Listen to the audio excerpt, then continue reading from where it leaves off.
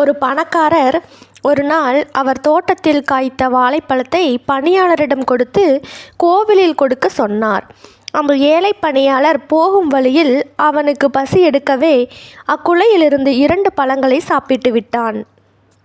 மீதி பழங்களை கோவிலில் கொடுத்தான். அன்றிரவு பணக்காரர் ஒரு கனவு கண்டார். கனவில் இறைவன், "நீ எனக்கு கொடுத்த 2 பழங்களை நான் சாப்பிட்டேன்" என்றார். இவருக்கு கோபம் வந்தது. மீதி பழங்கள் எங்கே என்று பணியாளரிடம் கேட்டான். உண்மையை கூறினான்.